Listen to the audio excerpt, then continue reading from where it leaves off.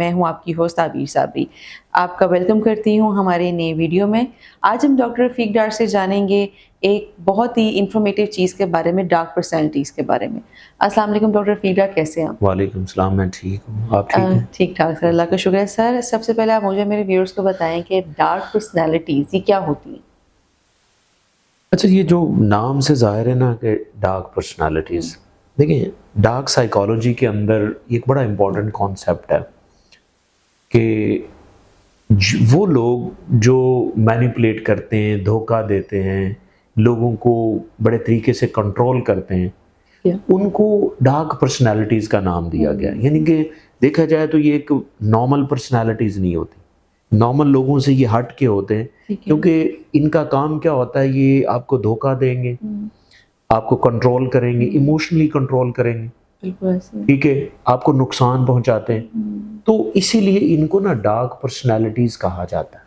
ठीक है। और ये डार्क पर्सनालिटीज़ में बेसिकली तो 3 पर्सनालिटीज़ थी शुरू में, लेकिन अभी एक रीसेंट एक पर्सनालिटी भी ऐड की है जिसको हम सैडिस्ट कहते हैं। और जो पहले 3 पर्सनालिटीज़ हैं उनमें नार्सिसिस्टिक पर्सनालिटी है, फिर मैकाविलियन पर्सनालिटी है, फिर साइकोपैथ्स हैं, और जो चौथी है ना, इसको हम सैडिस्ट पर्सनालिटी कहते हैं।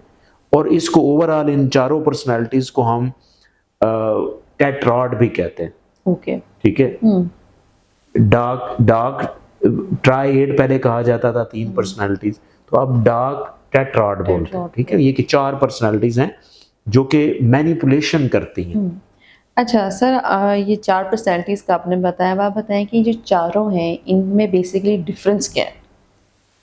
अच्छा, बड़ा इंपॉर्टेंट क्वेश्चन है। देखिए, ये जो चारों पर्सनैलिटीज़ है ना, इन चारों का जो एक कॉमन चीज़ है ना, वो 3-4 चीज़ें हैं। एक, इन लोगों को तरस नहीं आता। किसी को धोखा दे रहे हैं तो इनको तरस नहीं आएगा, जिसे हम कहते हैं इंग्लिश में, साइकोलॉजी में, लैक ऑफ एम्पैथी। इनमें कोई एम्पैथी नाम की कोई चीज़ नहीं होती। ठीक है। ठीक है, एक तो ये इनमें कॉमन चीज़ है, एम्पैथी नहीं होती। फिर ये कंट्रोल करेंगे, धोखा देंगे और किसी को नुकसान पहुंचाएंगे। ये तो इनमें आप समझ लें कि कॉमन चीज़, इसीलिए इनको हम डार्क पर्सनालिटीज़ कहते हैं। और अब डिफरेंस क्या? अब डिफरेंस जो है ना, वो चारों का काम तो एक ही है कि लेकिन उनकी अप्रोच डिफरेंट है। जैसे फर्ज करें, जो पहली पर्सनालिटी है ना, वो है नार्सिसिस्ट। नार्सिसिस्टिक पर्सनालिटी जो है, अब इनका काम ये होता है कि ये अपनी तारीफ के चक्कर में कुछ भी हो जाए, जितना किसी का नुकसान हो जाए, ये करवा देते हैं। यानी कि सिर्फ इनको अपनी तारीफ अजीज होती। यानी कि एक हद से भी ज्यादा ये अपने आप को प्रेफर करते हैं। अपने आप को अच्छा कहलवाने के लिए किसी का जितना भी नुकसान हो ना, ये करवा दे। ठीक है, नुकसान किया ना, कंट्रोल करके करेंगे। इनमें ज़ाहिर एहसास नहीं होगा कि यार उसका ये काम था। फर्ज करें एक ऑफिस में एक सीनियर बंदा है, ठीक है, उसने अपने जूनियर से बहुत सारा काम करवा के बॉस के सामने ले गया कि जी मैंने किया। ठीक है ना, बिल्कुल। अब होगा क्या कि मैनिपुलेट किया ना उसने, उसको ये एहसास नहीं है कि उस बंदी का मैं हक छीन रहा हूँ या बंदे का मैं हक छीन रहा हूँ। कोई एहसास नहीं होगा, अपनी तारीफ करवाएगा।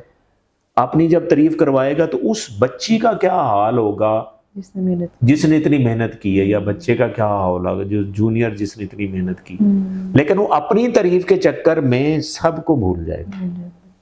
ये देखिए, नुकसान वो पहुंचा रहा है, लेकिन इसकी अप्रोच डिफरेंट है। ठीक है। अब जो मैकाविलियन है ना, दूसरी जो पर्सनालिटी है, कंट्रोल वो भी करता है, एहसास उसमें भी नहीं है, लेकिन उसमें जो बात सही होती है ना, वो ये होती है कि सिर्फ मैं हूं, मेरा ही फायदा हो, यानी कि मेरे अलावा कोई नहीं हो।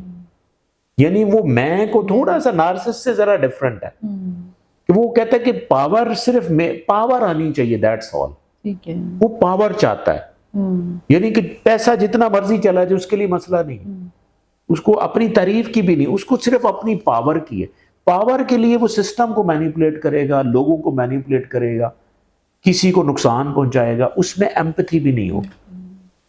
इसी तरह जो तीसरा है ना, वो साइकोपैथ्स है। साइकोपैथ्स जो है ना, वो किसी को जब कंट्रोल करेंगे ना, तो क्रिमिनल एक्टिविटी भी इन्वॉल्व हो सकती है उनमें। यानी कि किसी को इवन मारना भी पड़े ना, बार बार उनको डैमेज करवाना पड़े, एक तो वो इस हद तक चले जाते हैं। ठीक है, अपने लिए। कंट्रोल इस तरह वो करते हैं। ओह, और चौथे जो लोग हैं ना, उनको हम सैडिस्ट कहते हैं, ठीक है ना, उनमें एम्पैथी इसलिए नहीं होती कि वो खुश होते हैं दूसरों को जब तकलीफ हो रही हो, ठीक है ना, तो वो खुश होते हैं।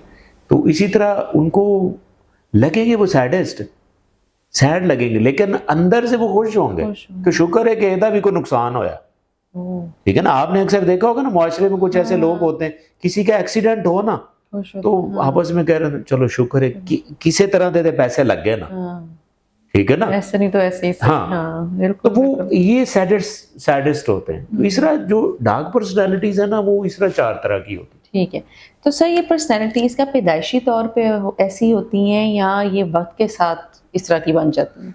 देखिए, ये भी बड़ा इंपॉर्टेंट क्वेश्चन है। देखिए, जाहिर है ये चीज़ें चलती तो जीन्स के अंदर है। बिल्कुल। जब एक बच्चा पैदा होता है ना, तो उसके अंदर टेंडेंसी ज़रूर हो सकती है कि ये एक टॉक्सिक पर्सनैलिटी होगी या ये डार्क पर्सनैलिटी होगी, लेकिन अगर शुरू में उसकी ट्रेनिंग एक बड़े पॉजिटिव तरीके से की जाए तो वो चेंज हो सकता है। ओके। इसी तरह एक बंदा अगर बाई बॉर्न टॉक्सिक नहीं भी पैदा हुआ, लेकिन वो एक ऐसी फैमिली में पैदा हो गया है कि जो टॉक्सिक लोग हैं या उसका उठना बैठना ऐसे लोगों के साथ है, तो वो वैसे बन जाएगा। इसका मतलब इसमें दोनों चीजें ना इन्वॉल्व हैं, जेनेटिक्स भी है।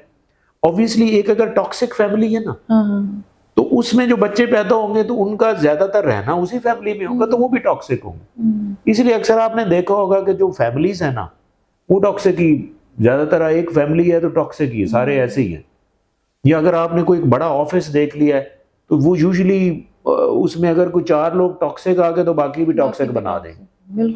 तो वो एक एनवायरनमेंट भी है और जेनेटिक्स भी इसमें शामिल है, फैमिली का भी एक इनहेरिटेंस भी है। क्योंकि जो बिहेवियर्स हैं, ये मैं नहीं कह रहा, स्टडीज कहती हैं कि बिहेवियर्स जो हैं वो नेक्स्ट जनरेशन में मुंतकिल होते हैं। लेकिन दूसरी चीज ये है कि आप इन्वायरमेंट को भी मैनेज करके लोगों को मैनेज कर सकते हैं। लोगों को शुरू में पॉजिटिविटी की बात करें, उसी तरह आप उनको ट्रेन करें तो वो हो सकते हैं। Thank you so much doctor Dar, आपने इतने अच्छे से हमें डार्क पर्सनैलिटीज़ के बारे में बताया, और नेक्स्ट वीडियो में हम सर से जानेंगे नार्सिसिस्टिक पर्सनैलिटी के बारे में। सो अल्लाह हाफिज़।